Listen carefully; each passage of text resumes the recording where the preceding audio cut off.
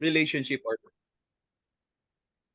relationship or patterns between the data points. So common types of charts na discuss naman po natin, and puntahan ko na lang po yung uh, topic ko, which is the waterfall chart. This illustrates the cumulative effect of sequentially introduced values often used for financial data. So makikita po natin dito, yung example lang po is ganito po yung itsura po ng water fall chart. So unsa na ano po yung mga gamit po nito? Number one is a financial analysis po are used to analyze profit and loss statement, cash flow statement, and in the end budget variances. And even they are also valuable for in presenting investment returns and comparing financial performance across period. Ito po yung sample po noon. So, sa sales revenue din po, ginagamit din po natin yung mga waterfall chart. Makikita po natin yung price changes, product mix, and sales volume. And also sa revenue analysis kung kumikita po ba yung isang institution or isang business po. So, also sa waterfall used in product management. Dito din po, pwede po natin, like for example, if we are doing our research na din po, pwede po natin gamitin yung waterfall chart para po matingnan po natin kung nasaan na po ba tayo. We can particularly useful for tracking dependencies and identifying bottlenecks. So sa expense analysis din po, they can illustrate how various cost strategies like labor, materials, and overhead contribute to the total expenses. This is about cost management, sa budgeting, and cost reduction initiative. So dito po, sa sample po ng chart, makita po natin yung revenue versus sa cost of sales, and madali na po nating tingnan na malaki po yung nagiging net profit natin at the end. Number 5 po na use ng waterfall is product pricing analysis. We can demonstrate the impact of price changes, discounts, promotions on the product profit margin. And so we allowing business to optimize pricing strategies. This can be also used also sa if we're managing a hospital kasi yung mga supply din po is nagbibigay ng malaking discount, and sometimes yung nagkakaroon din po ng mga price increases. So we can manage everything. And makikita po natin, we can use this chart, waterfall chart. So data quality assessment din po can be used sa tracking po ng mga sa quality assurance po natin. We can also use waterfall chart. And next is the gauge chart. It displays, ito po, simple lang po ito because it displays a single value within a range and often used for performance matrix. Kung titingnan po natin, pwede po natin gamitin to sa pag sa mga nurses po natin or even sa mga employees ng isang hospital kung if they're performing well, poor, fair, or good or excellent. This is also called the dial or speedometer chart, and is the data visualization used to display a single value of data in a quantitative way. By using a colored date range, gauge chart enable users to understand the progress of the KPI or the key performance indicator against a set target. So advantages po ng gauge chart, number 1 po is when using gauge chart, the ease of understanding. Kitang-kita na din po natin, di ba? Ang dali pong nating intindihan. Dito po yung sa customer satisfaction survey, makikita na din po natin. Or they measure only one element, the values are simple to identify, and they usually start from the smallest to the largest. In summary po, waterfall charts are used to analyze the sequential impact of various factors on total value and are best for financial and budget analysis. While the gauge chart po are employed to quickly assess a single value with a predefined range, making them suitable for monitoring performance metrics and key performance indicators. And each chart serves a distinct purpose in data visualization and data analysis. Yung dito po sa actually sa waterfall chart, kung gagamitin po natin yung Microsoft Excel, pwede na po nating ipa-convert sa different chart, or kung gusto po natin yung itong gamitin yung waterfall chart, let the Microsoft Excel do it for us. So madali lang pong gawin po ito. And that's all po, and good afternoon to each and everyone. Okay. Thank you, Sir Ray. Siyempre, isang bagsak na palakpak sa napakagandang presentation ni Sir Ray. Ganda na. So, any question for Sir Ray? May gusto kayong tanungin, linawin? Again, sabi kanina ni Sir Ray, chart and graphics, tabular and narrations are a way of presenting your data in order to be properly analyzed. Okay, you can make induction, deduction, or whatever you want on your interpretation of your data pagka presented siya in a way na maiintindihan. No? Kasi kung magulo yung data mo, katulad ng table kanina na present ni Sir Ray sa taas, okay, ang hirap. Saan ba dito yung kinakailangan mo pang isa-isahin yon? Pero if you present it in a graphical form, isang iglap mo pa lang, kahit hindi mo pa binabasa, alam mo na yung trend, alam mo na yung summary, alam mo na kung saan papunta yung results ng mga data. Okay? So, question po? If no question, let's proceed to Dr. Alay for for funnel chart and bullet chart.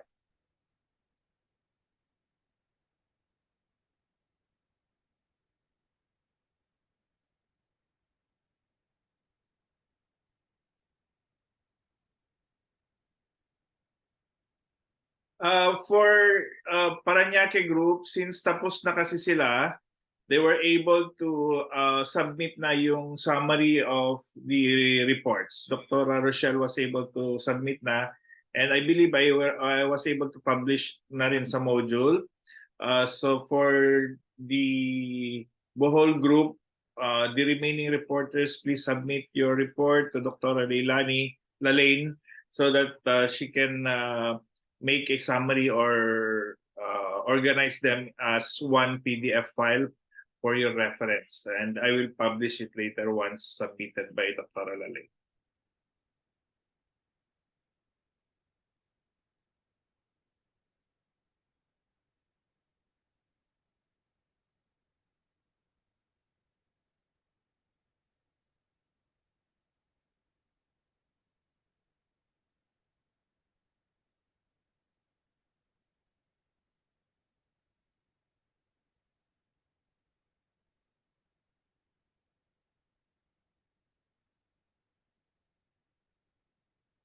Dr. Lalaine, are you experiencing some technical problems?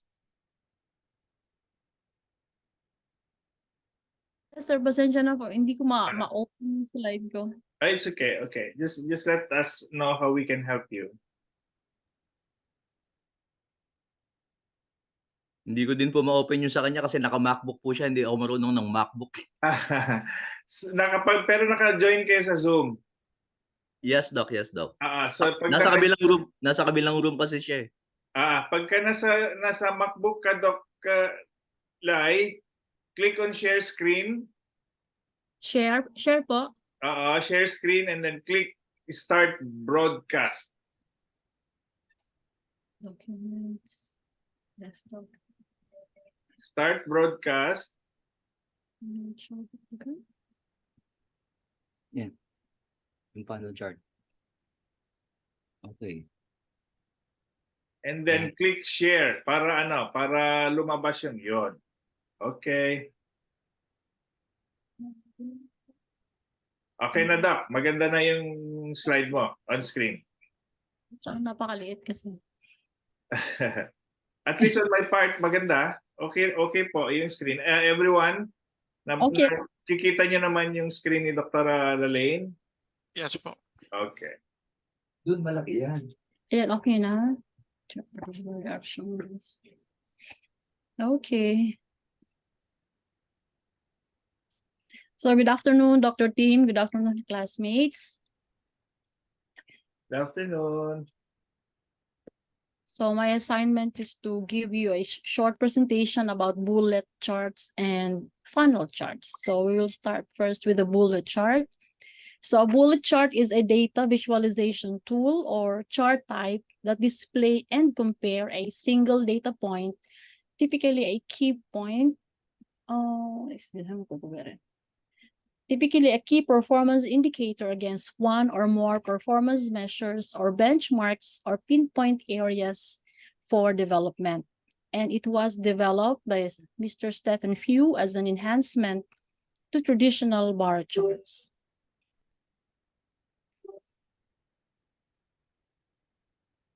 So bullet charts are particularly effective, showing progress toward a specific target or goal, and are often used in business and data analysis for performance tracking and reporting.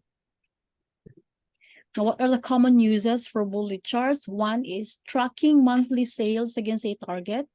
It is also used for evaluating employee performance against predefined benchmarks. It is used for monitoring financial metrics such as revenue, expenses, or profitability. Also used for reporting and project progress against timelines and milestones, and for comparing product quality scores to a quality benchmark. Now, there are 4 components of a bullet chart: the primary measure, the target or comparative measure, our ranges or thresholds, the labels, and the markers.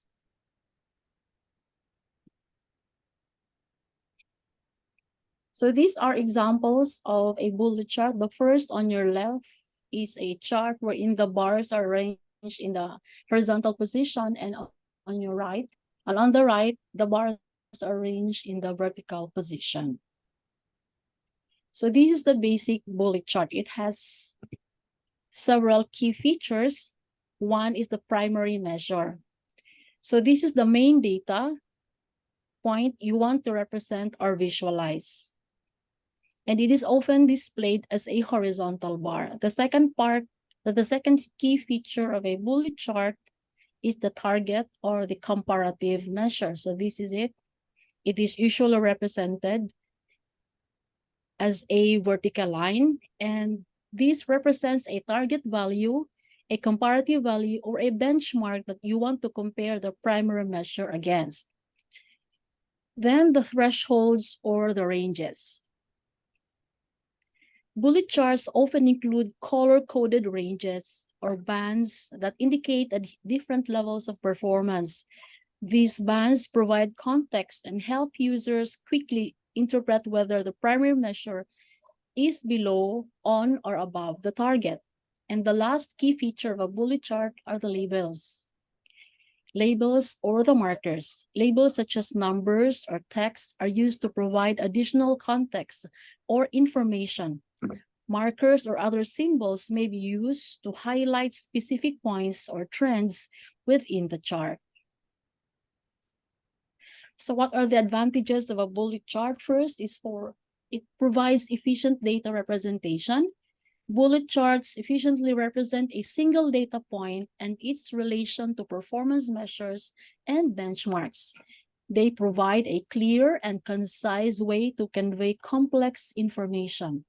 Another is it is space efficient. As I've said before, they are space efficient and fit well in reports and dashboards, making them suitable for displaying multiple KPIs side by side. It provides a good comparative analysis. Bullet charts allow for easy comparison between the primary measure and performance benchmarks. Users can quickly determine if the data is on target, below target, or above target. So another advantage of bullet chart is objective communication. Bullet charts can present data objectively, reducing the risk of misinterpretation. The use of performance ranges and clear markers help convey the data status. And finally, visual clarity. They are designed to be visually clear and uncluttered, which aids in quick comprehension. Now let us go to the funnel chart. It is a type of visualization tool that showcases the progressive reduction or flow of data through various stages of a process. It is called a funnel chart because it resembles the shape of a traditional funnel with a wide opening at the top and narrow points at the bottom. The width of each section in the funnel is proportional to the amount of data it represents. Now, this is an example of a funnel chart. This one and this one. There are a lot of examples, but I made use of this one. Okay, they are the more common examples. The stages represented in a funnel chart can vary depending on the context, but they generally involve the progression from a large number of leads or prospects to a smaller number of qualified leads and eventually to converted customers. For example, the stages in sales funnel could include awareness, consideration, evaluation, and purchase. Funnel charts can be created using various software tools and spreadsheet applications like the Microsoft Excel, the Google Sheets, or dedicated data visualization platforms. These tools offer customization options to adjust the colors, labels, and formatting of the chart to align with the specific needs and branding of the business. While funnel charts are commonly used in sales and marketing, they can be utilized in various industries and processes where data goes through sequential stages such as recruitment, customer support, product development, or even website traffic analysis. Now, one possible way of generating a funnel chart is a straightforward triangle. The stages are marked in the triangle where the widths match the proportion of users that make it to each stage. So advantages of using a funnel chart. The benefit of using a funnel chart is its ability to simplify complex data and present it in a visually appealing and easy to understand format. But clearly visualizing the drop-off or conversion rates at each stage, businesses can gain insights into where in the process potential customers are lost. This allows them to identify areas that need improvement, optimize their strategies, and increase their conversion rates. Funnel charts can also be used to compare different segments or categories within the process. For instance, a company may use a funnel chart to compare the conversion rates of different marketing campaigns or sales channels. This can help them identify which campaigns or channels are more effective and allocate resources accordingly. So that's my last slide, and thank you all for your kind attention. Yun. Thank you, Dr. Elaine. Siyempre, sa bagsak na palakpakan naman dyan. Very good, very good. So, very intensive. So, any question for Dr. Elaine? Any question po for Dr. Elaine? Yeah. By the way, yung report po ninyo na ito, please upload it sa Canvas kasi this is a requirement. This is another assignment. Will be your third assignment. So it should be uploaded. Wag sa Viber po kasi you will be graded with this oral reporting. So upload it in PDF file sa Canvas. Nandun sa assignment ninyo yan. Doon nyo po ipapas siya as file. And before we proceed, I just would like to remind everyone for your assignments, almost everyone was able to pass their initial and part 2 reports. Written reports, I understand, will still be coming kasi hindi pa naman kayo tapos. And then, si Doc Pat, nandito ka ba, Doc Pat? Nandito ba si Dr. Pestillos? Doc Pat? Kasama ba dito si Dr. Pestillos po sa section ninyo? Kasama si Dr. Patrick. Oo. Nasa siya? Dr. Lane, kindly remind Doc Pat, wala pa siyang mga assignment na napapas. Okay. Initial and part 2 at least. Siya lang naman na may kulang. So everyone has completed. Coming na lang yung written reporting nyo and yung final exam. At saka yung final research proposal ninyo. 2 was able to submit, si Doc Ray at si Doc Lalaine, tapos na sila. So I just would like to remind you, your grades will not be completed unless and until you will be able to submit all these requirements. And submit it sa Canvas, reminder, submit sa Canvas, not sa Viber po. Okay, any question for Dr. Lalaine po? Any question?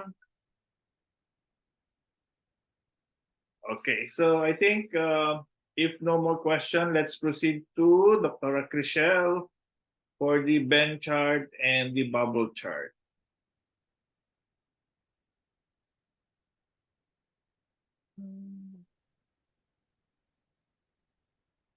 By the way, your oral presentation or your reporting is being recorded, no? Just asking your permission. We are presently recording our presentation.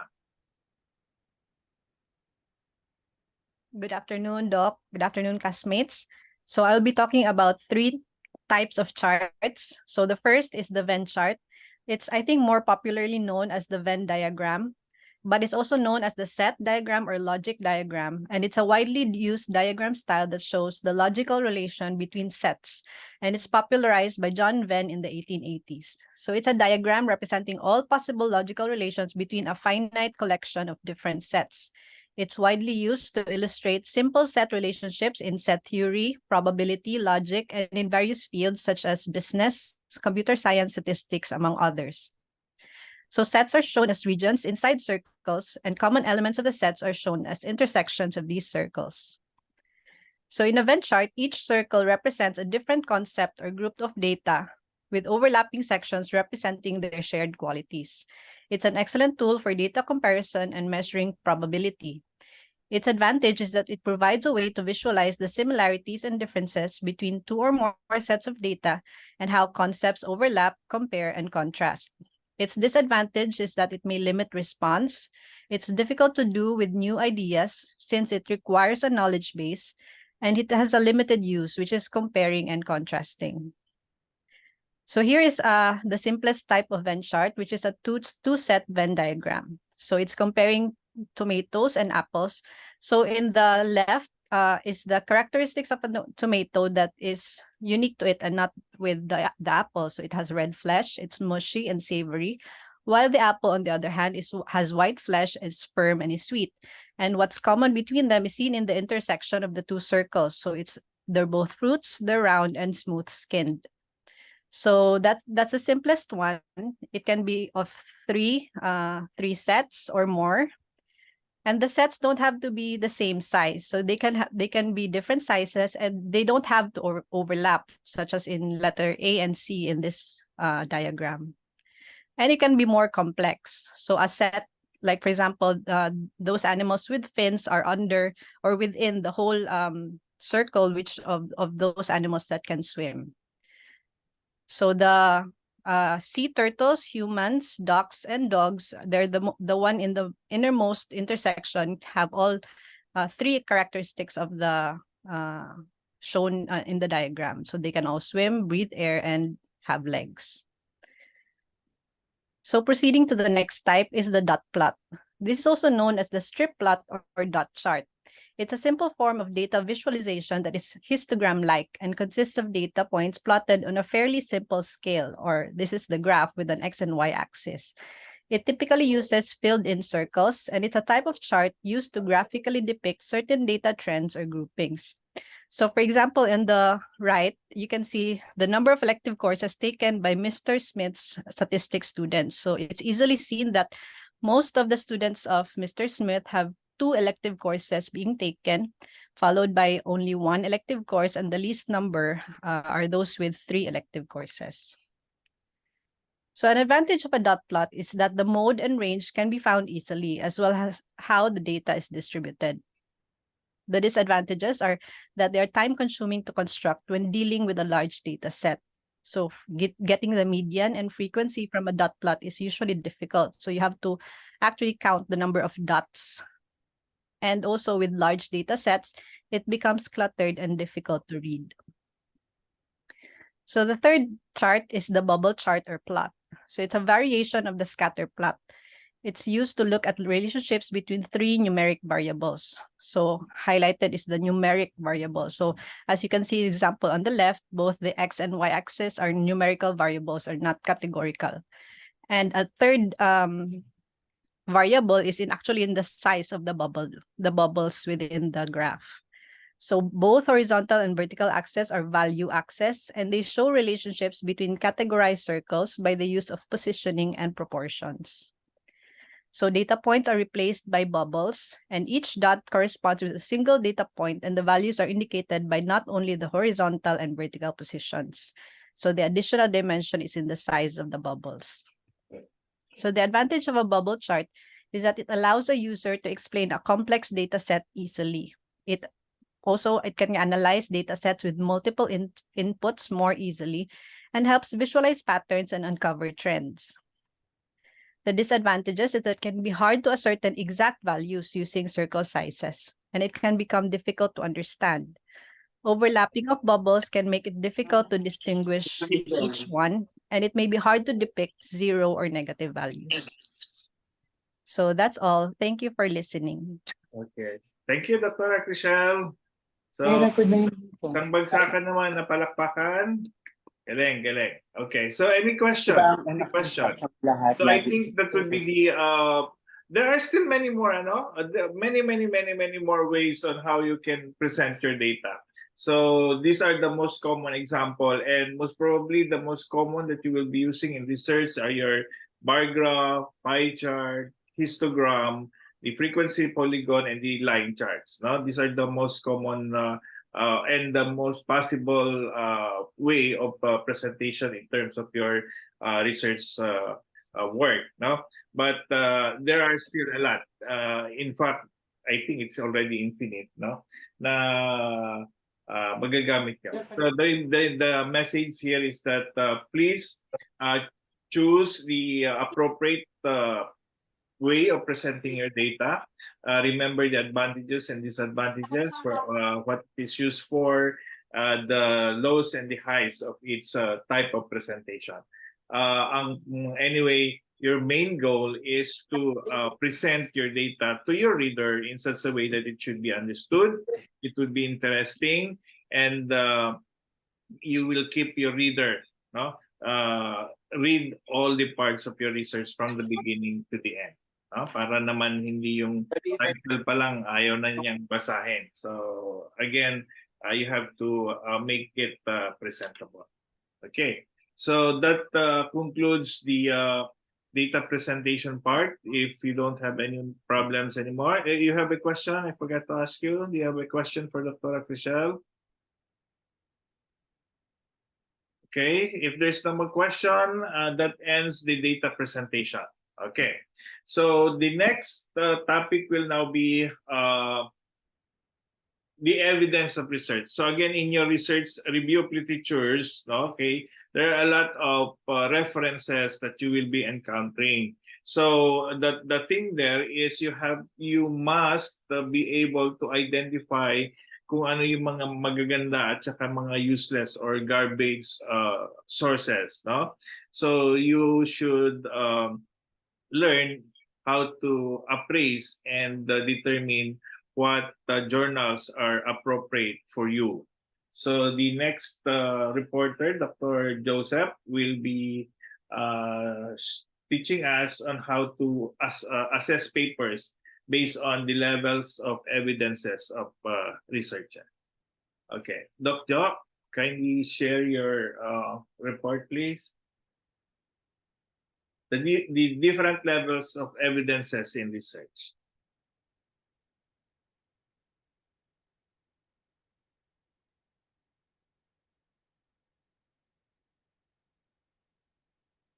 Doc Jo, are you with us? I think, naririnig niyo po ba ako? Yes, Doc. Yes, Doc. Yes, Doc. Si Doc Jo has Yes, Doc. having technical difficulties most probably. Doc Jo, are you there? Carl.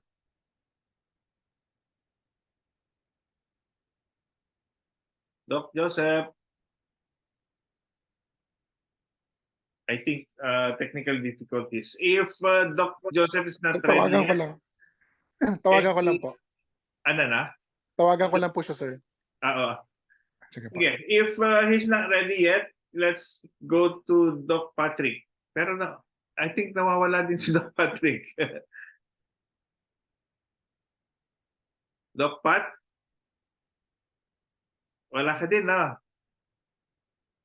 Okay, so let's proceed to Dr. Paz with research proposal naman. So, pass muna tayo dun sa levels of evidences and the critical appraisal. So let's proceed to research ethics pala. Okay, let's talk about research ethics because in doing your research, mostly we deal with human beings, no? So not unless you are dealing with inanimates, but still sometimes we really have to ask. Dito na si Doc Joey. Ay, hindi pa. Wala pa pala. Kala ko si Doc Joey ito. Si Doc Joey pala. So mostly we will be dealing with human beings. So it is very important to consider some ethical points in performing research. So in a large-scale researches that involves human being, usually we require a research board, no? In every institutions. Sila yung mag-serve as a ethical board in order to assess the papers that you will be going to perform. So in the absence of for simple research, okay, somebody else can act as your ethical board. It's probably your medical directors, chief of hospitals or chief of clinics, and you just need to consider the simple ethical considerations. So Doc Joey will be talking about research ethics. Okay. Doc Joey, ikaw muna ha, habang inaantay natin si Doc Carl.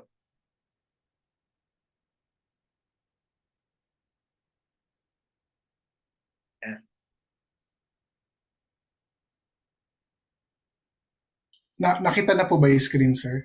Yes, kaya lang hindi pa naka full screen, Doc Joey. Yes po. Ano. Okay po. Yan na po.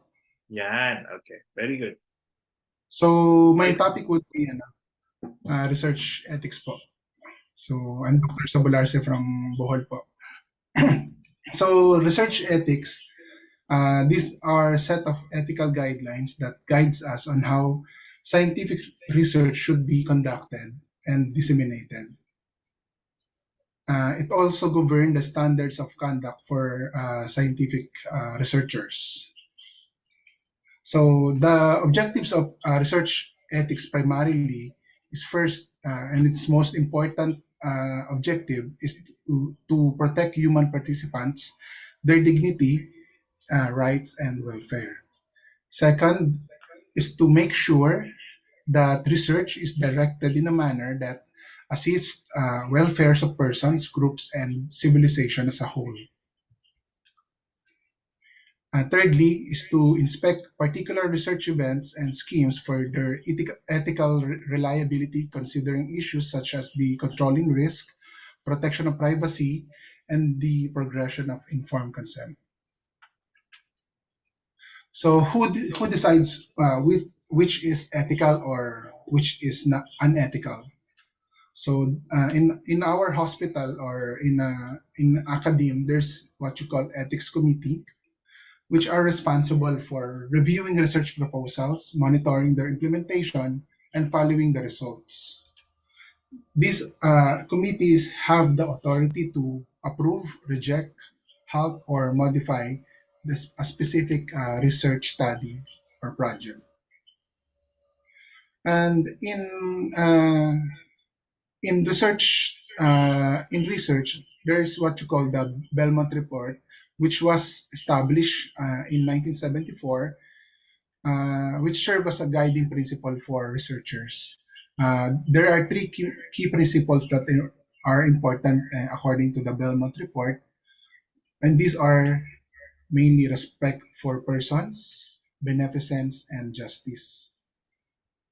So all of these three principles should be considered when wherever sa research. So first, respect per person. People should be treated as autonomous. Individuals should make their own informed decisions about whether to participate in a particular research study. And however, for those with the diminished autonomy, the research should see to it that they will also be protected. These are particularly those young children, people who are very ill, and those with mental disabilities. Second, among the key principles in Belmont is the beneficence, which we all know that states that we should do no harm. Research should never be to hurt anyone. And beneficence also discusses it should particular research should maximize the benefits for participants, and then on the other side minimize the risk for participants also. And lastly, justice deals with the concept of fairness. Researchers should consider what is fair in terms of recruitment of participants, choice of location, who benefits from research, and who bears the risk. And questions being asked in trials should be of relevance to the communities participating. So, basically, dapat may impact yung research sa population na involved doon. That's all po. Okay. Thank you, Dr. Joey. Again, can you go back to your number 8 slide, Dr. Joey?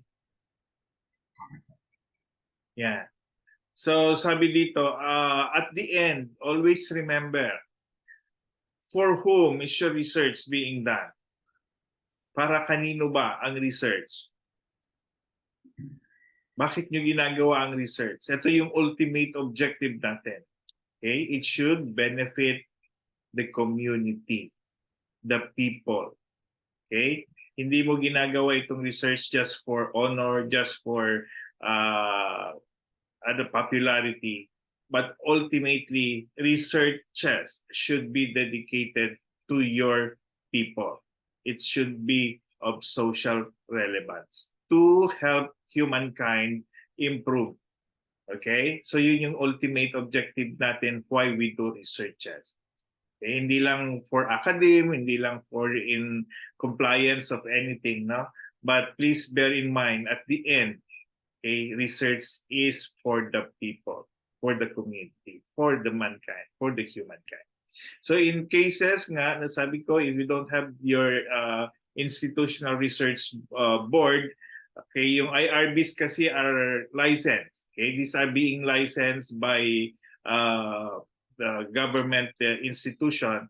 Okay, mga malalaking review panels or review committees. If you don't have one, you have your institutional ethics committee naman that can handle these simple cases. Pero for things na talagang widespread na researches that involves most probably kunyari national issues and things like that, you really need to go for the IRB for your research proposal. Okay. So any question for Doc Joey? Any question? Okay, always bear in mind, huwag kayong magalit pagka anytime your subjects will opt to discontinue their participation. They have the right to get out of the study anytime, lalo na kung their lives are being endangered. And always make it anonymous. And as much as possible in your research proposal or in your action research, since you are in the administrative side, the things that you should avoid as topics are financial in terms of yung specific number, kunyari kung magkano kinikita ng ospital ninyo, yung pag you talk about money na, no? Talagang exact amount of money. You have to avoid those topics, no? Ethical issues, moralities, again, you should avoid those type of topics. So if you talk about the financial status of your hospital, make sure that you ask permission before you divulge all this information, okay, in public. So as much as possible, again, para walang conflict, para papayagan din kayo avoid these topics. Okay, any question, Omar? So let's proceed to Doc Doc Carl. Tapusin na lang muna natin yung ano. Sige. Let's go back to Doc Carl na. Doc Joseph? Hello. Yes, so you will be presenting the different levels of evidences in research.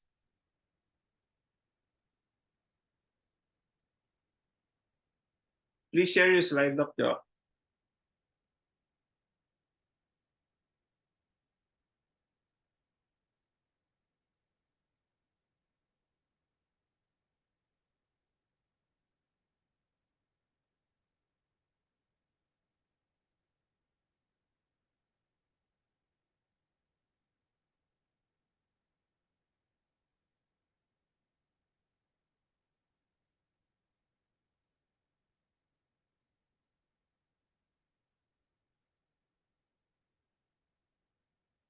I think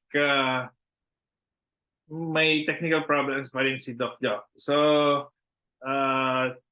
let's proceed muna with the research proposal by Doc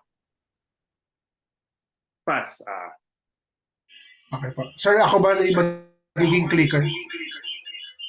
Doc Ako Joey? share po ng screen. Yeah. Ako po yung clicker niya, mag-research. Okay. Sa Joey. video. Nakikita ko mga assistant, mga ano Joey. I think, Doc, yung slide ni Doc Josh, na kay Doc Joey din po, Doc. Okay. So, sige. how would Pero you like to proceed? hindi ko pa titignan ko okay. pa lang. After na Hindi lang pa nito. na sige, ako na Sorry. lang. Sige, ngayon po lang po. Thank Hindi you. ko pa. Okay, copy. Ako na bahala, Josh. Sige. Thanks, pare. Okay lang, Mars. Wait lang po. Okay. Can everybody hear me? Good afternoon. I'm Dr. Maria Mercedes Abularce from Bohol, and I'm here to report about the research proposal. Next slide. So the proposal is a detailed plan or blueprint for the intended study. A clean, well thought out proposal forms the backbone of the research itself and hence becomes the most important step in the process of the conduct of research. The objective of preparing a research proposal will be to obtain approvals from various committees such as the IRB or the Ethics Committee. A proposal needs to show how your work fits into what's already known about the topic and what new paradigm will it add into the literature, while specifying the question that a research will answer, establishing its significance and implications of the answer. The proposal must be capable of convincing the evaluation committee about the credibility, achievability, practicality, and reproducibility of the research design. So the main purpose of the research proposal is to show the importance of the research project, to emphasize how the research will benefit the community, to be able to understand the theories and methodologies behind the research project, and to foresee the challenges that may arise during the research process. The contents or the format of a research proposal varies depending on the requirements of the evaluation committee and generally provided by the institution. In general, a cover page should contain the title of the proposal, name of the researcher, institutional affiliation of both the researcher and the co-investigators, and the main contents of the proposal may be presented under the following headings: with introduction, review of literature, aims and objectives, research design and methods, ethical considerations, budget, appendices, and citations. This will be further discussed by the next presenter. So tips for writing a research proposal. So number one, be practical. A researcher must the research must be balanced with realistic understanding of what can be achieved. Number two, be persuasive. This implies that the researcher must be able to convince other researchers, funding agencies, educational institutions, and supervisors that the research is worth getting an approval. Number three, aim for crystal clear clarity. So the proposal should be clearly stated in simple language that describes the research in a way that non-specialists can comprehend without the use of jargons. And lastly, plan before you write. The proposal must not only demonstrate that it is based on an intelligent understanding of existing literature, but also show that the writer has also thought about the time needed to conduct each stage of the research. Next slide. So as you may have noticed in the previous slides, these are the landmarks that are successfully built because of their exceptional blueprints. I want all of us to remember that the key for a well-executed research is a well-planned research proposal. Thank you, everyone. Yes, galing. Sumagsak na palakpakan kay Dr. Chris. So, again, sabi niya, ano yung last statement mo, Dr. Chris? A well-planned? The key for a well-executed research is a well-planned research proposal.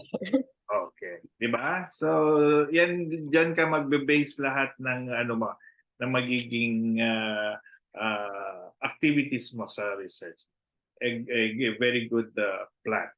Okay. So this will be in terms of your objective, everything, methodology, designs, and everything. Okay. Very good. So any question for Dr. Crisilda? Wala? Okay, very good. Thank you, thank you. And then, so let's proceed to Doc Josh, maglalast ka na lang kasi these are related topics. Tapusin na lang muna natin, ha? So after your research proposal, Doc Astrid will at least give us some details, a more detailed discussion on the content of your research proposal. So, Doc Astrid, can you go on showing your report already? Yes.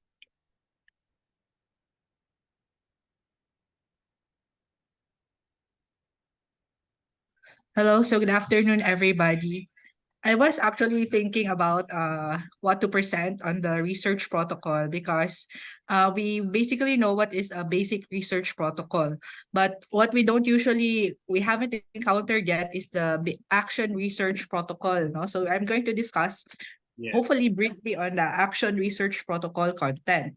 So this was the outline given by Dr. Tim. And then this is the supposed number of pages that one can give. So it's 8.5, but I think I only was able to do half of this. Okay lang, Doc na. Okay lang. So this is technically, if it's really given appropriate time, no, and resources, you will have get 8.5 pages. This would be applicable on your final research naman. So the closer to perfection, the better. I don't expect you to perfect all these ones kasi we're still beginning, but the closer it gets, the better will be. Okay, Doc. Okay, Doc. Sige, so I'll proceed. So let's go with number 1. So what is a research proposed title? So the title summarizes the main idea or ideas of your study. So a good title contains the fewest possible words that adequately describes the content and or purpose of your research paper. It is without a doubt the part of paper that is read the most, and it is usually read first. So if the title is too long, it's too boring. So many unnecessary words. And if it's too short, it's like a book. So it becomes too general. So dapat pantay, parang equal lang, no? So what is an effective title? So an effective title will indicate accurately the subject and scope of the study. You should avoid using abbreviations, identify key variables, dependent and independent. So use words that create a positive impression and stimulate reader interest. It is usually limited to 10 to 15 substantive words lang, no? It's usually in the form of a phrase, but can also be in the form of a question. So use correct Doc grammar and Ashley, let me just putol-putol, Doc. interrupt you for a while. Please take Hello? note. This is a very, very important and very Okay. good discussion that Doc Astrid is telling you. Nandito na yung mga tips and tricks on how to write down properly your, not only your proposal, this will also apply to your main research now. Excuse me. This is very good. Please listen very carefully. Okay, thank you. So use correct grammar and capitalization with all first words and last words capitalized. So all nouns, pronouns, verbs, adjectives, and adverbs that appear between the first and last words of the title are also capitalized. For the proponents, the proponent is usually the researcher or a faculty member. Now, if you become a co-author, there are actually several guidelines for you to be able to fulfill them, no? Actually, nagka-issue kami before dyan with sino yung co-author. So there is actually a guideline that was given by the ICMJE. I think that's the International Journal Ethics Committee, no, for authorship. Then your job title and academic rank may be listed below the name of the proponent. Next part is the content and rationale. So it's usually 3 paragraphs lang ni siya, no? Ito lang, no? So the first paragraph, it will give a brief introduction to the general area to be addressed by the study. So it presents the current situation. The second paragraph, it will present the problem to be solved or condition that is to be improved and the urgency to deal with. So this is your gap or discrepancy. Then the third is the reason for choosing the topic. So discuss what should be the ideal situation, no? So number 4, what is the research problem or statement? It should be related to the title. Sometimes it's not, hindi magkatugma to, no? So Yes. it identifies the problem or problems which will be addressed by the research through investigating or testing idea, solutions, new procedure or systems, explanation of a phenomenon, or a combination of these. So problem statement refers to the purpose of the study. So that's in general. And there is 3 levels of inquiry, which was given by Dikoff as quoted by Adanza. No, the level 1, you would usually ask what, no? These questions are usually used in descriptive researches and usually with what ang question and are exploratory in nature. Level 2 naman, these questions ask differences or relationships between independent and dependent variables. And level 3, these are usually stated in why and how questions.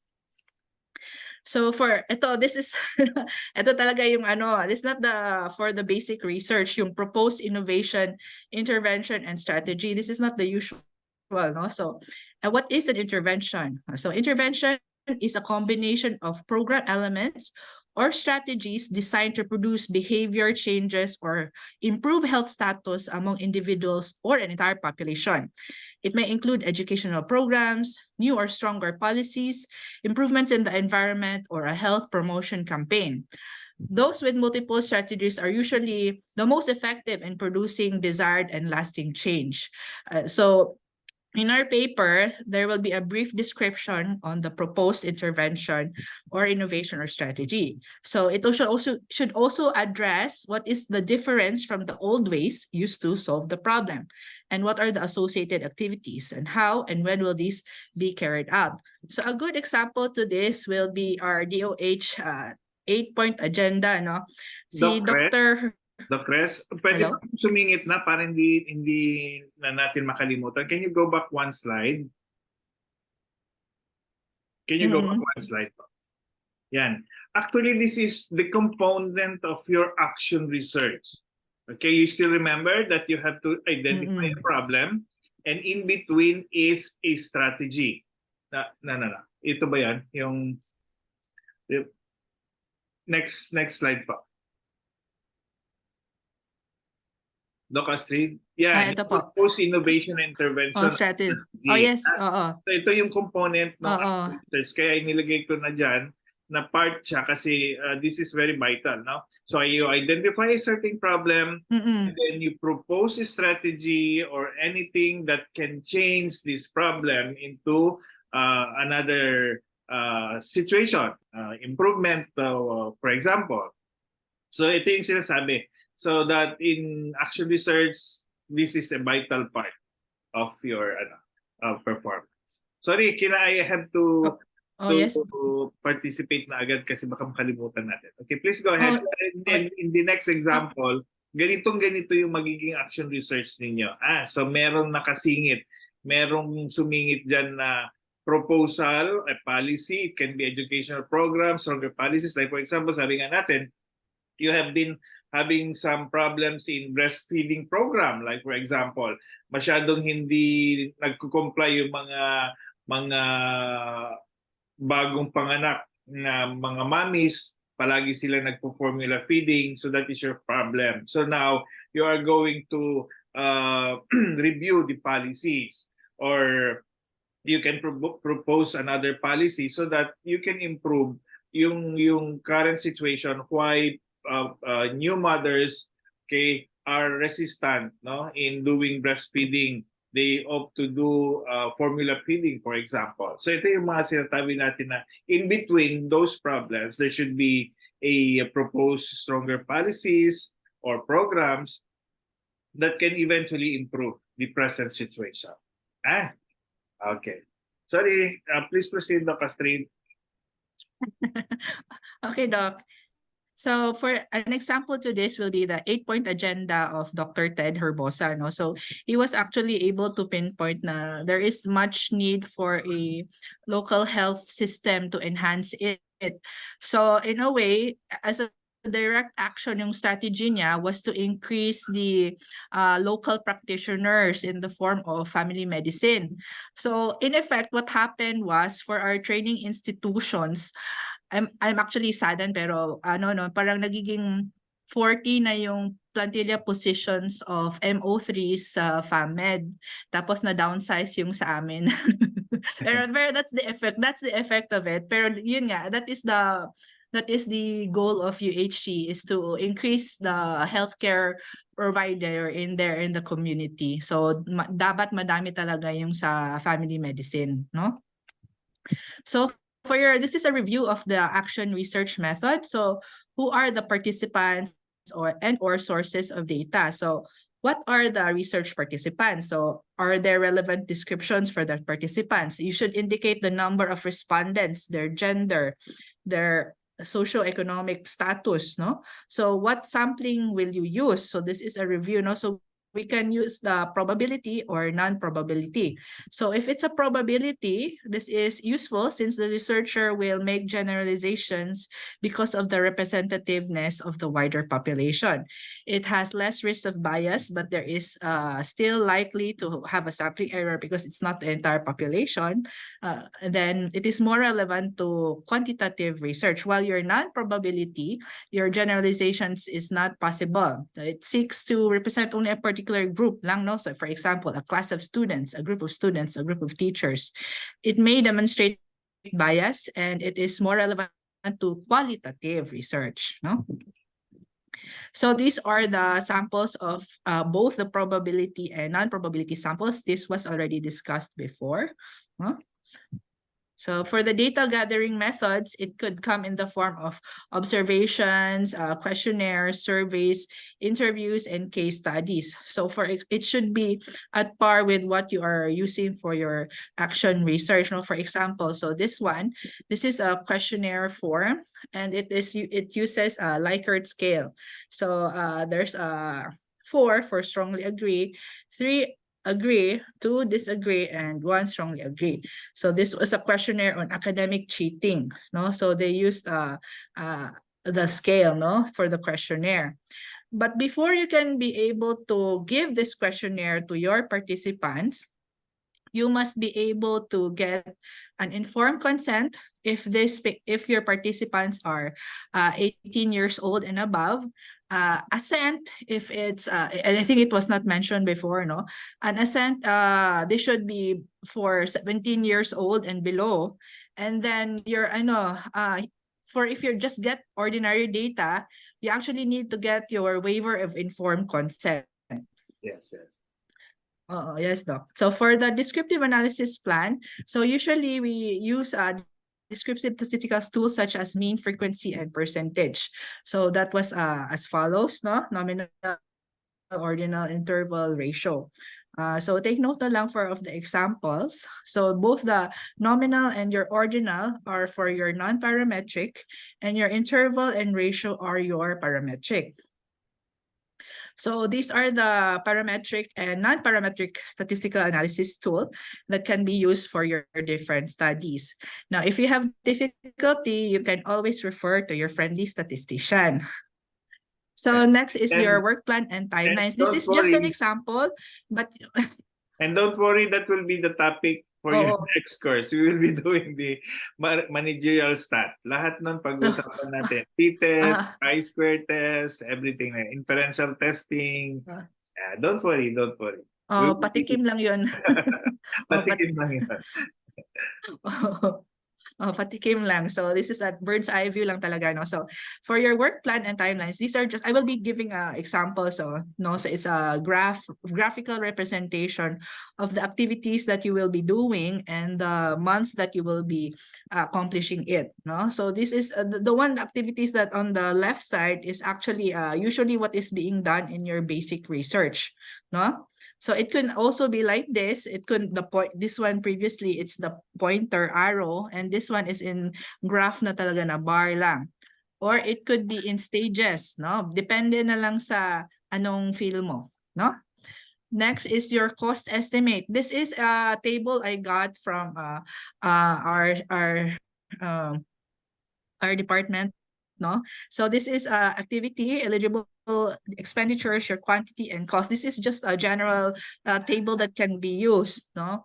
And then these are just an example of what we can place here. So for your activity, there's you can put bond paper, ink, food, meals, transportation, anything, no? Because if you place it in your protocol, if you get a grant, diba, this will be covered by the grant.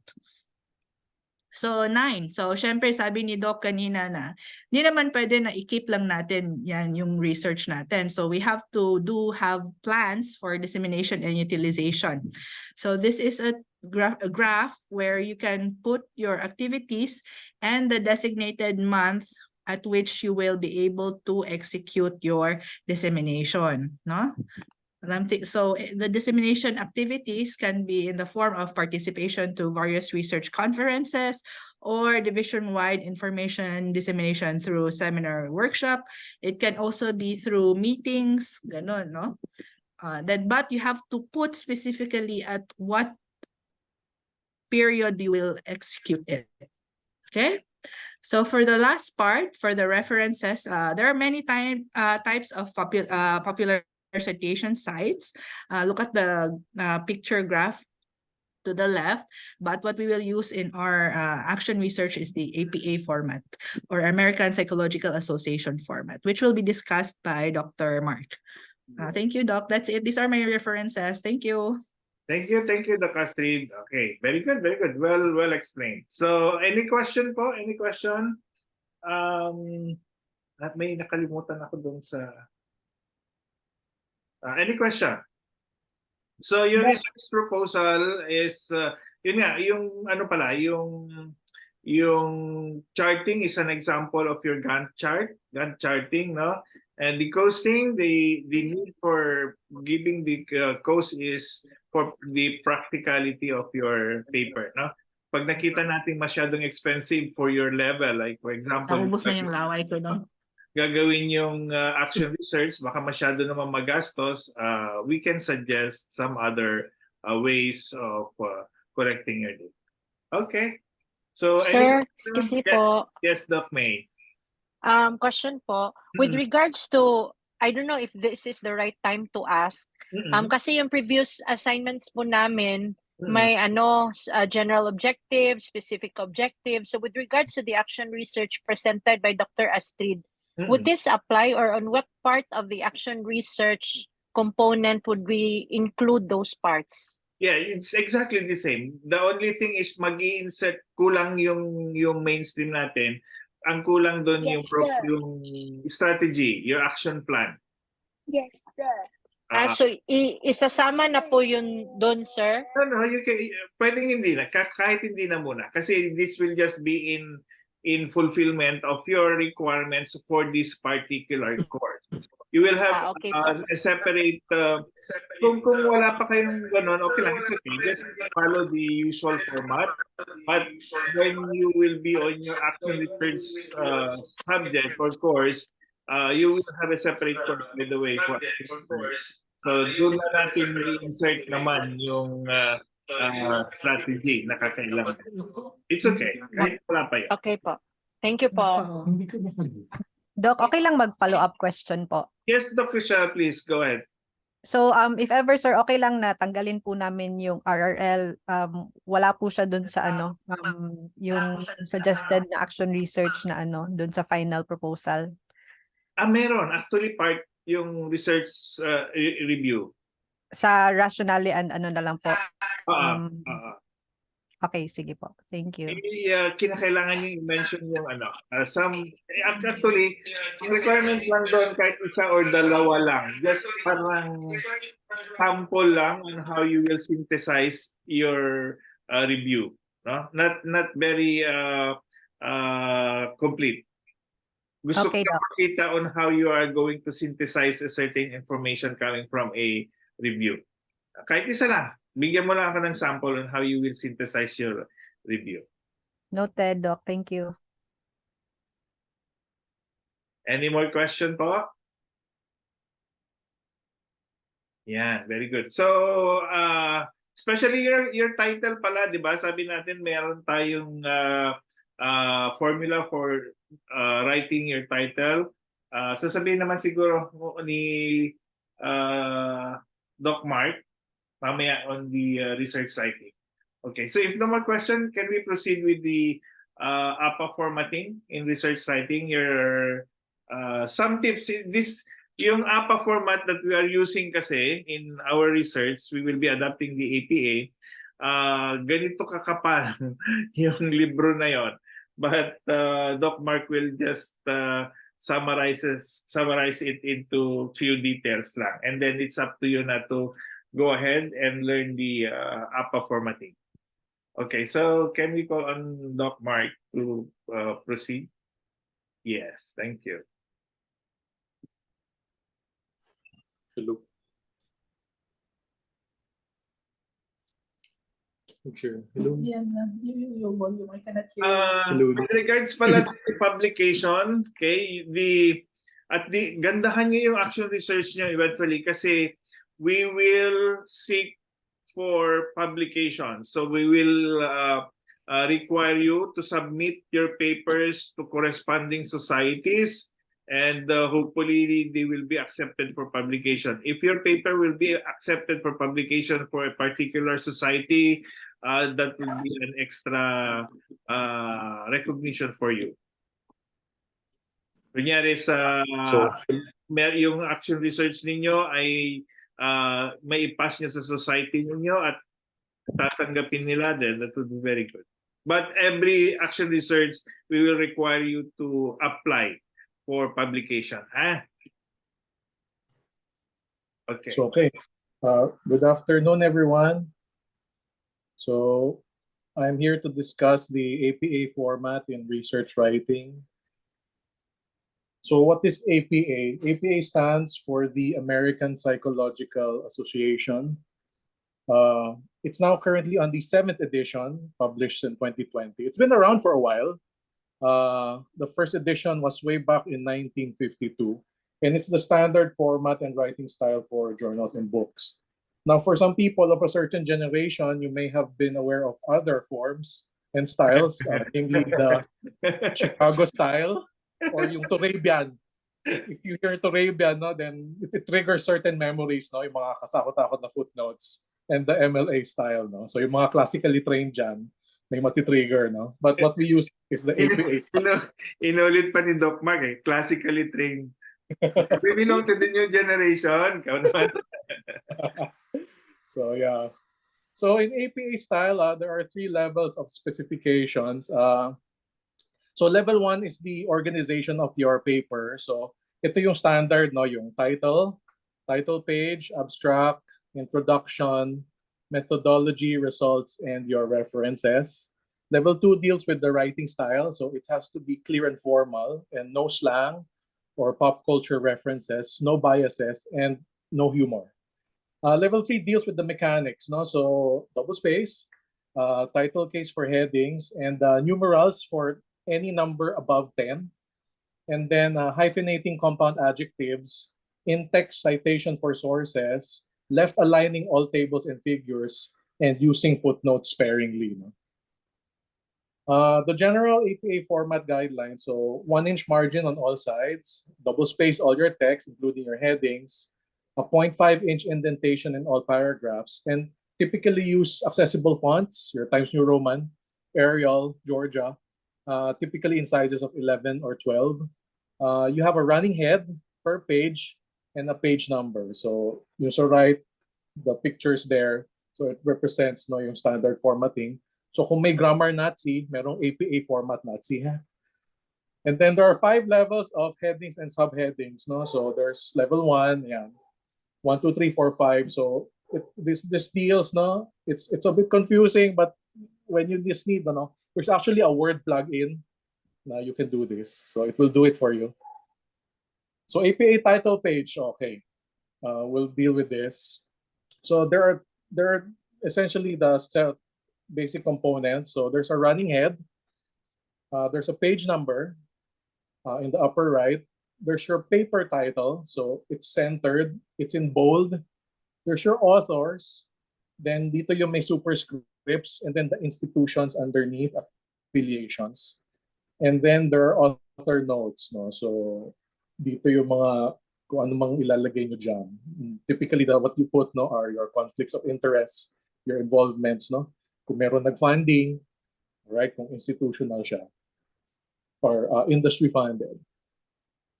The APA abstract is typically 150 to 250 words. The first line is not indented. It's typically just one paragraph. And then at the end, in a specific format, you are to provide at least 3 to 5 keywords, no? Related to your study. One of the differences of the APA format and the classical format is the use of in-text citations. So typically, this is done in author and date. So here, I just highlighted it in red, so how it's done. So typically, you state the author, and then in parentheses, the date. Or if it's used within the parentheses, you do the author and date separated by a comma. And then another difference is the APA reference page, which is at the end. So there's a very specific format. There are actually abbreviations used to make for conciseness. This is the list of that. And then you have your references alphabetically sorted, hanging indent for the second line, section labels, double space. Depende, no, kung web page, journal, book, dito yan, sa next yan. So the typical formatting of your reference page follows the author, year, title, and source. And then depending on the reference type, there are different ways of formatting it. You can just refer to that. And then DOI, digital object identifier, is preferred over URLs because the DOI actually never changes. A URL can change. All right. So, and then do not add a period after because the links have to be functional when you click on it. If author and publisher are the same, may omit publisher, and the title of the web page is always in italic, just like the title of a book, or the title of a web page or a journal article. Okay, I think this is my last slide because it's just a 5-minute presentation. Tables and figures also have a standard format. So the table has a number and the title, and then followed by exploratory notes. There's the word table and figure is always in bold. Title is on a separate directly below. It's in italics. And then try to keep tables clean, no? So no vertical lines, few horizontal lines, and row and column labels should be concise. You keep a design of figure as simple as possible. You include labels and legend if needed, and then only use color when necessary. and not to make it look more appealing. So thank you. There are many other nuances of the form and style. It's an entire book, but we're only limited to 5 minutes. Yes, yes. Ganyan din pala yung APA format. So, but anyway, yun yung pinaka-basic, yung sinabi ni Doc Mark at saka may isa pa na additional siguro si Doc Vio for this APA formatting. Any question?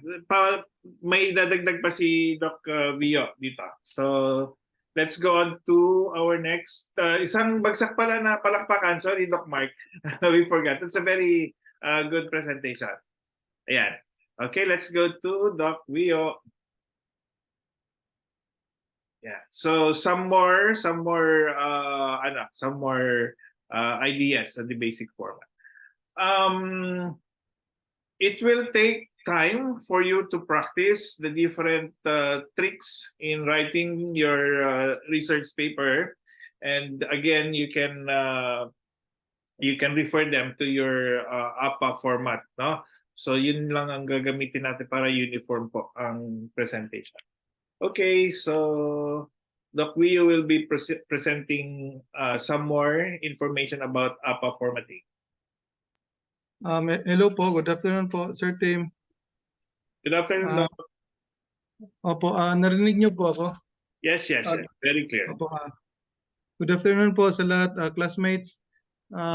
Before po mag-proceed ako, Doc, I would like to thank Dr. Mark for a very thorough discussion about basic APA format. And sorry as well kasi parehas pala kayong APA formatting, Doc Mark ni Doc Bio. So, but anyway, this will just be some ideas na lang din for Doc Bio. Now over yung topics. Thank you. Opo, Doc. To proceed, I'm Biolo Llorente, a Group 4 member from Bohol Group. I'm here to report on additional summary about basic APA format. As discussed earlier, the title page should be written on about 10 to 12 words only, containing the essence of the paper, your name, and the name of the college. The page layout. In our actually search, you're allowed up to 15 words. Okay po, Sir Tim. As to the page layout, it should type the content and click on double space on the standard size of paper, 8.5 by 11 with 1-inch margins on all sides, as mentioned also earlier. The first line of every paragraph should be 0.5 inches, should indicate a number page on every page. The font should be Times New Roman 12 point, Arial 11 point, or Georgia 11 point. As to the page header, running head contains a short title that appears at the top of pages of published articles at the flash left. Page number on the same line at the flash right.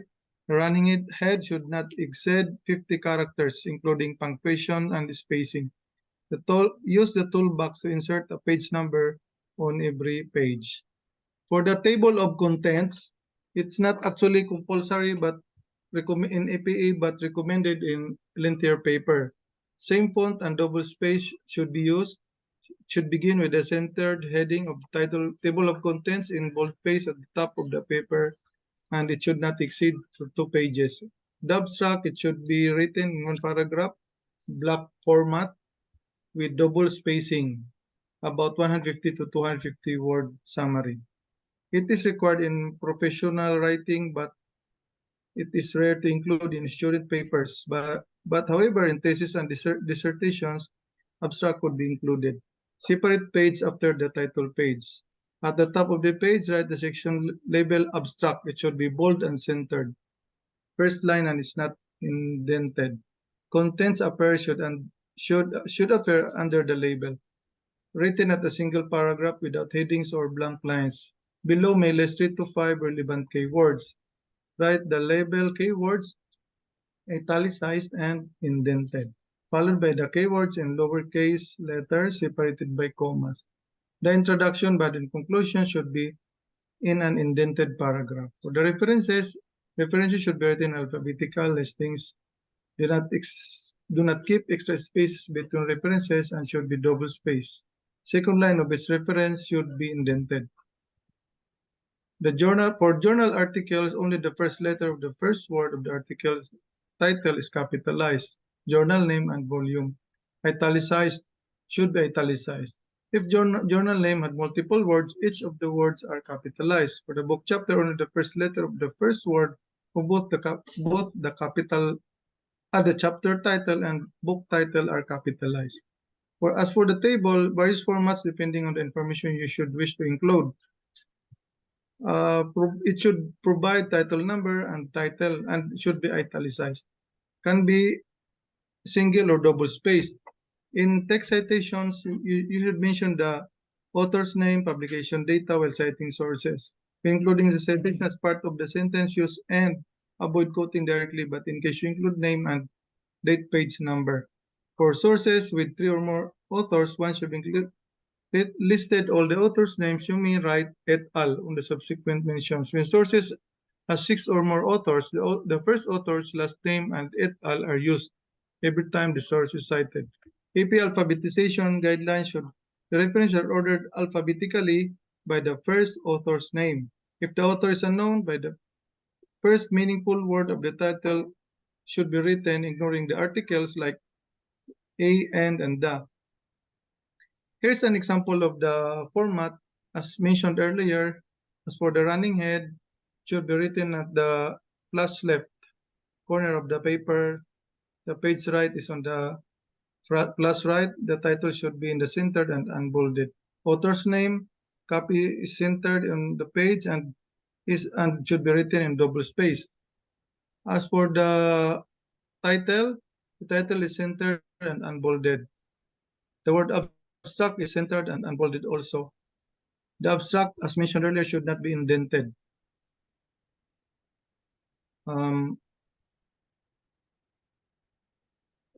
That's all. Thank you for listening. Okay, thank you, Doc Bio. Thank you for Sa bagsak na palakpak din. Kay Doc Bio, ganda. So any question po? Doc Bio, wag mo munang tanggalin yung slide mo. Can you go back one slide, please?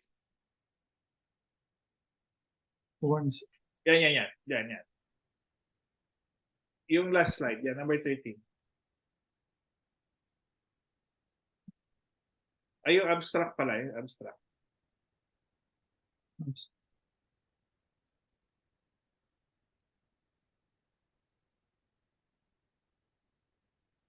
Yeah, yung abstract to. Opo. Ayan po. Yung sample mo, yung last 2 slides. Okay po. Yan. Yan. Okay, again ha, yung abstract ninyo, walang, ay hindi pala ako pwede magsulat. Walang indentation. Parang isang paragraph, tapos walang indentation.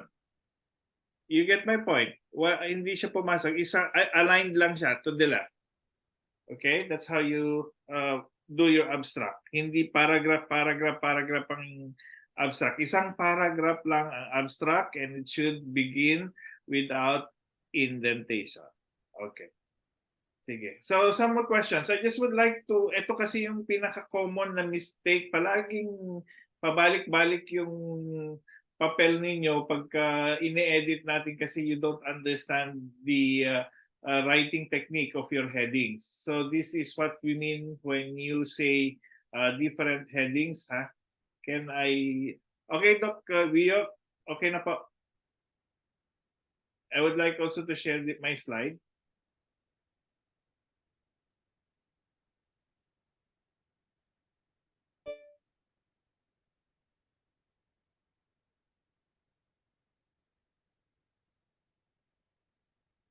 This one. Headings. Okay. In your headings, when you write down, there are 5 heading levels. Level 1, level 2, level 3, level 4, level 5. In all of this heading, you will not see all caps. Okay? In your level 1, this would represent chapters. So some palagi pa rin nila ilalagay chapter 1, introduction, chapter 2, blah blah blah, chapter 3. Wala nang ganon-ganon ngayon. So ang APA headings, you go straight to the label. The first level heading is start with centered. It should be in centered, bold face, not all caps. May difference yung all caps. All caps is capitalized. This one is not all caps. You have a uppercase. It starts with capital and then ends and the rest will be lowercase. Introduction. Hindi introduction na puro capital na gano'n. So, yan yung pinaka-common mistake na ginagawa natin. And level 1 should be centered, should be at the center. It should be bold-faced, not all caps. It starts with an uppercase and the rest will be in lowercase heading. Okay, so that will be level 1. Your level 2, this is the example of your level 2. Your level 2 will be left aligned. Okay, bold-faced, not all caps. Again, bold-faced and it starts with an uppercase and the rest will be lowercase. Okay? Wala ring number yan. Walang 1, 2, 3. Okay. So, pag nag-pass kayo ng paper, wala na yung chapter 1, chapter 2, chapter 3. So, introduction. Tapos, objective. Yan. Review of literature. So, since these are all level 1, they should be centered, boldface, uppercase, and lowercase. So, ano pa bang ano natin? Yung abstract. The abstract should be aligned.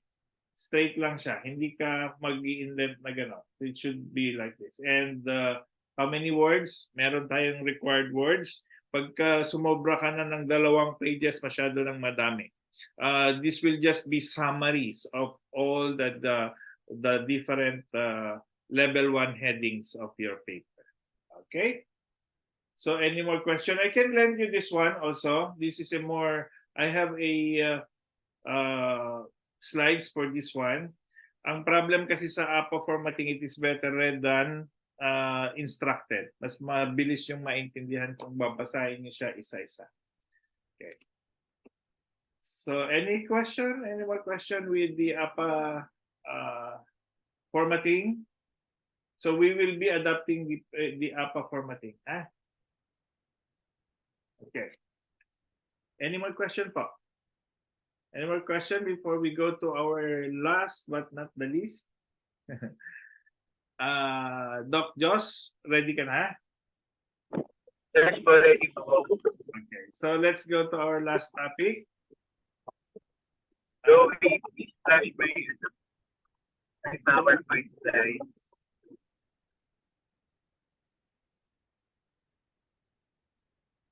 Wait lang po.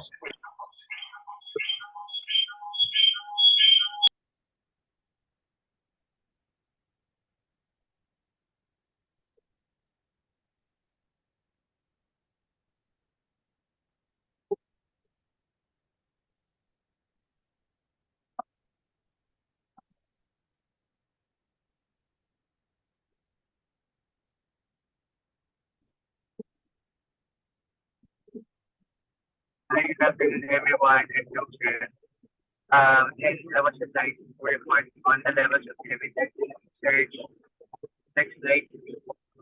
Doc Joss, Yes, sorry, po. we're having echo. Do you have another appliance that is open? You can. Wala naman po, Doc. Yan. Mas okay na. Okay, please go ahead. Okay. So, what is the purpose of having of knowing the levels of evidence hierarchy? This is to know which kind of research physicians like us can wherein we can expect the best clinical evidence. So we often are faced with clinical questions in our practice. So we have to know which journals we can use to answer those clinical questions. So this will also help us to identify the best sources of information to answer our clinical questions. So the criteria for ranking evidence is based on four items, which include the design of the study, the methodology, the validity, and the applicability of the different types of studies. So I think this is outside the scope of my report. So as you can see in this slide, there are five levels of evidence. So I took this from Oxford classification or the levels of evidence made by Oxford. So this is a pyramid. So the basic design of a pyramid is that narrower sa taas, tas wide yung base. So ang ibig sabihin niyan, from the topmost level, level 1 is the highest level of evidence, and level 5 evidences are those of least quality. So pag nasa top ka nung pyramid, ibig sabihin ko konti lang yung studies talaga na makikita mo in literature na available for your particular queries.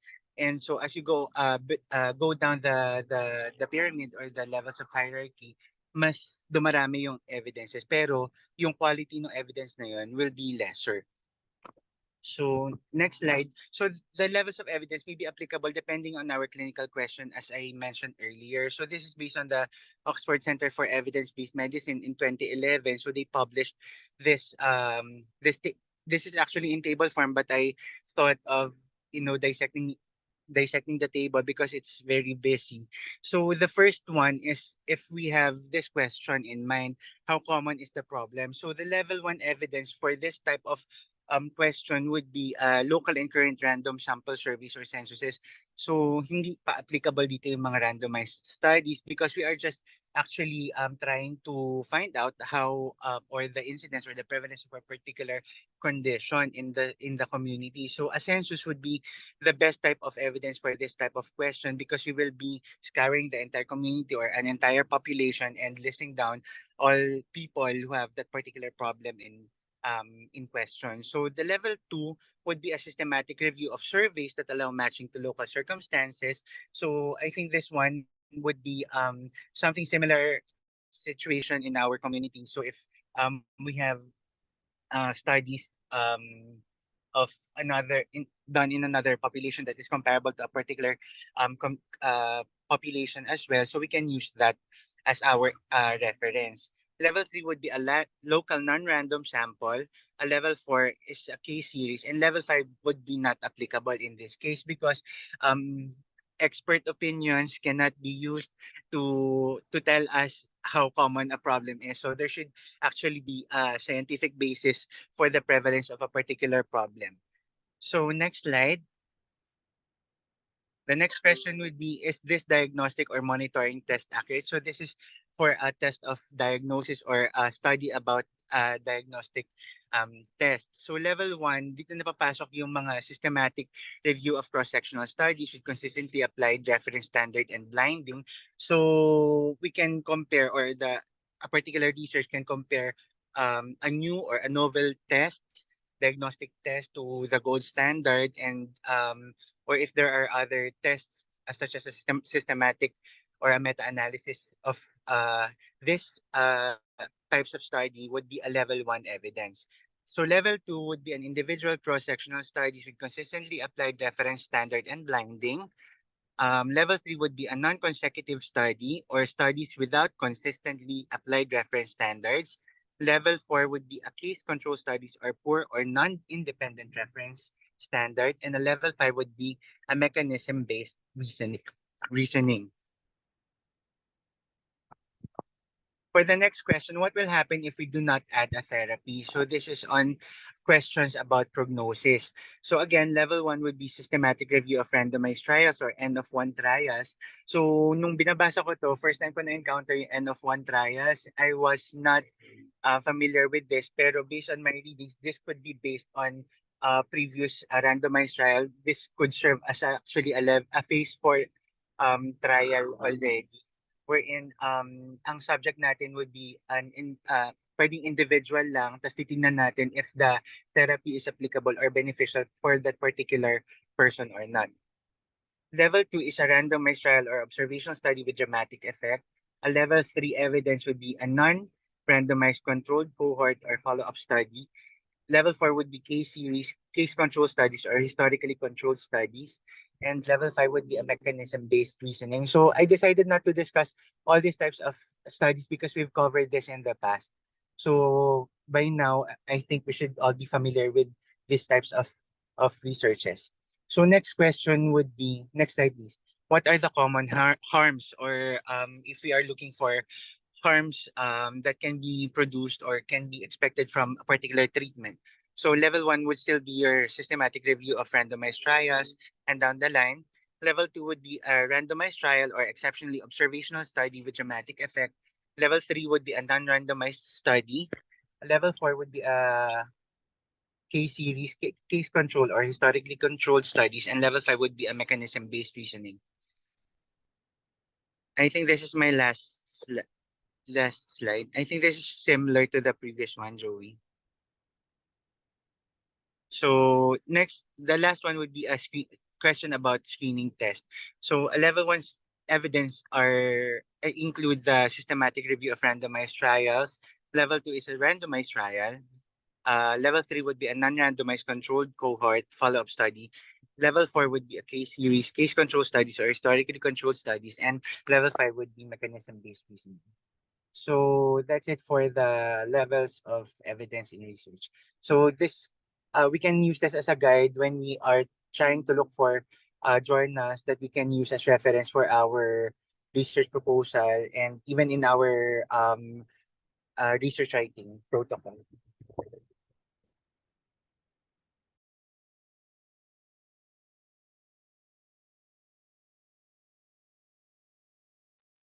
Nakamute pala ako. Thank you, Doc Joss. Very intensive din naman yung presentation. So isang bagsak na palakpakan. Okay.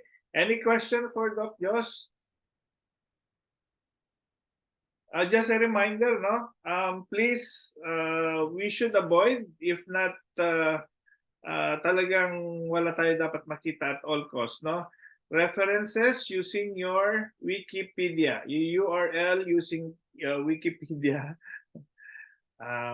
Wag niyong gamitin ang Wikipedia as your sources, ha? So that is not acceptable. Any question for Doc Joss? Wala na. Okay, so again, thank you. Thank you everyone for your participation and for sharing your thoughts and opinions about our subject matter. And we learned a lot from you. So again, I think this will be the conclusion of our course for research methodology. So not unless you still need to verify things or ask some question, because for the next meeting, we will now be on the statistical portion of your research. So we will start your new course in research in managerial statistics. So in your statistics, we will be dealing with analysis. So this will commence the analysis portion of your research. So we will now be interpreting your data. So we will be treating your data and we will make conclusions from them. So that will be our next course in managerial research. Okay. So any more question before we conclude our course? Kahit hindi related dito, any parting words for this course? Hello, sir. Yes, Joss. Clarification lang po regarding our final research proposal. So Yes. shall we write the proposal in relation to the previous assignments? Yes, you can continue if you're talking about the topic, you can continue the topic. Yes. Just in your final proposal, I expect you to follow na the format, the sequencing, the content of your research proposal as discussed kanina by Doc Cres. Okay, noted, Doc. Thank you. Kumbaga, yun na yung final. Yung first, second proposal nyo, we did not expect a uniform presentation because we are just after the idea or the concept of you understanding the principles of those subject matters. But in your final proposal, I want to see that you will be applying the proper way of writing your research proposal. Okay, same topic, same topic. Or you can change. It depends upon your need. Kung gusto niyo palitan your topic, you can always do that. As well as in your research. No? In your research, in your action research, in your action research, it does not necessarily mean na yung topic na sinubmit mo ngayon, yun ang gagawin mo sa action research ninyo. So you can always modify or you can change your topic accordingly kung ano yung need ninyo or kung ano yung gusto niyo i-present. Okay?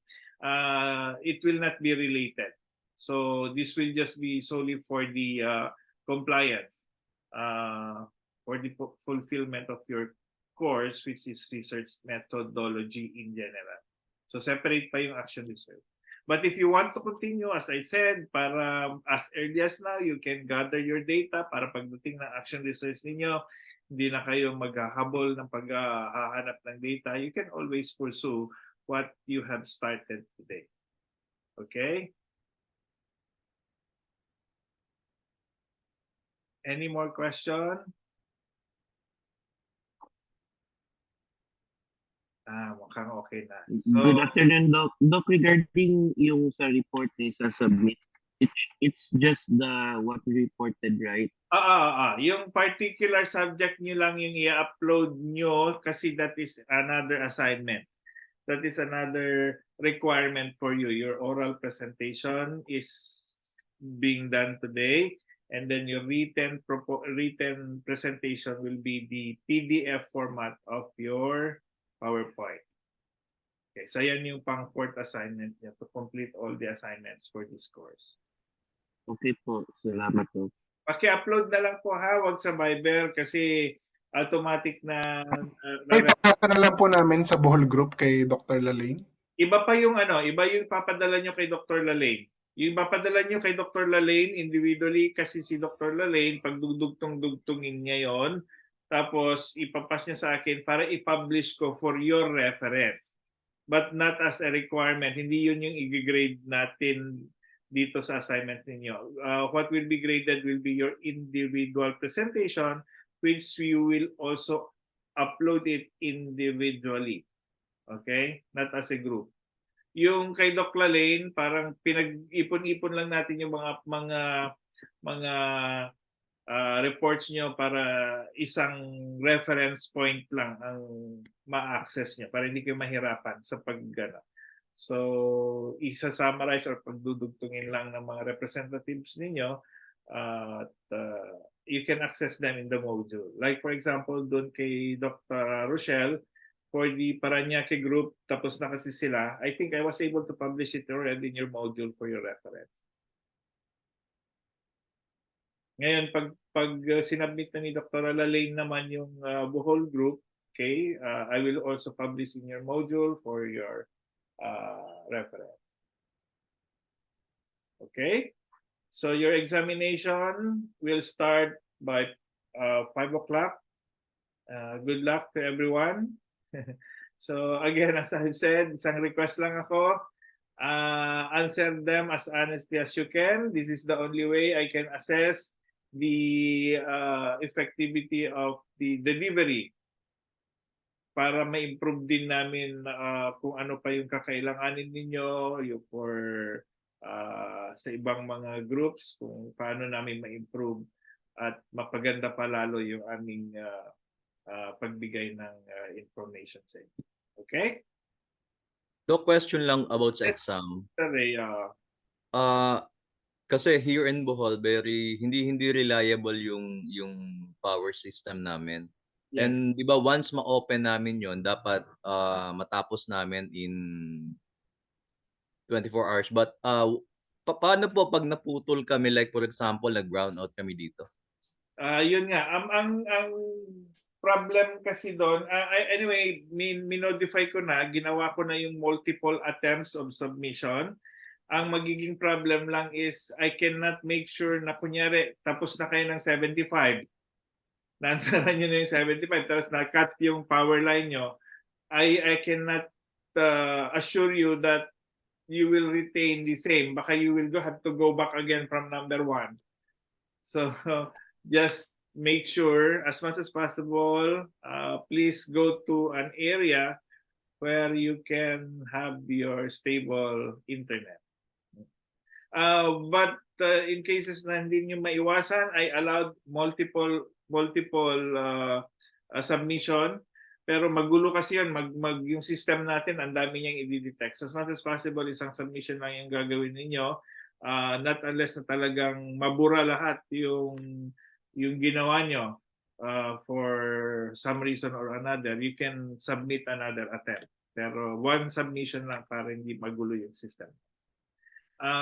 With that, I cannot assure you na there will be no problem with the writing. Kasi minsan, dun lalo na sa comprehensive exam ninyo, when we do your comprehensive, it's in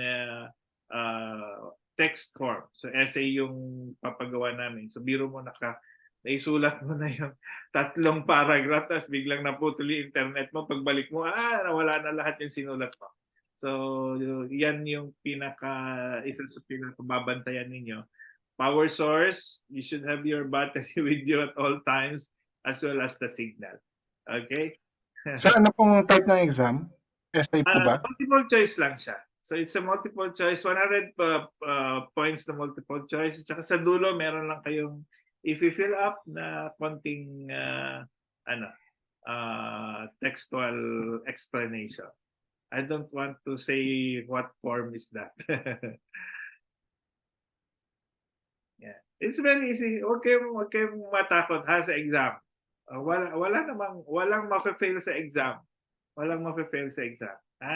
Just comply. Don't leave any areas blank. Yun lang makikita natin. Whether it's correct or not, we don't care. As long as you comply. Promise yan, sir, wala mafe-fail. Wala mafe-fail. Basta mag-pass kayo, not unless na hindi kayo mag-pass in any form, that would be negligence on your part. We cannot do anything. No? So as long as you participate, not necessarily 100%. Like for example, sometimes we understand. We all have our private practice.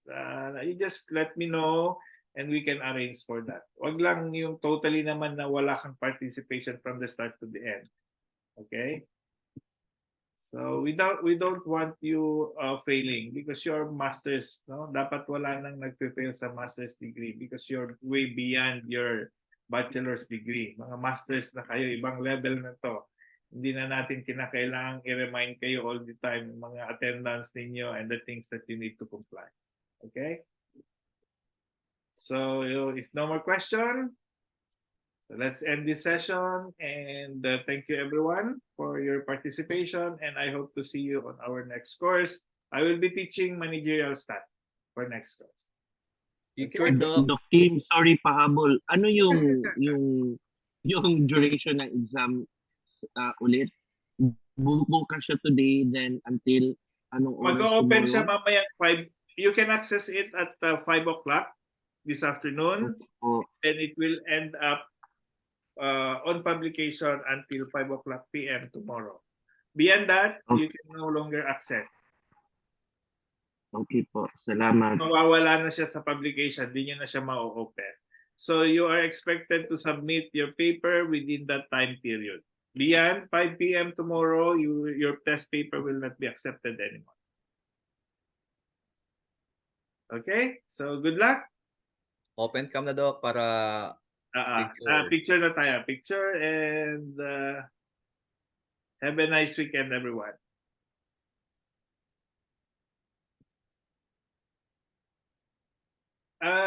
Kay na Doc Rochelle sa Paranaque group po, may mga problems pa kayo? Doc Rochelle?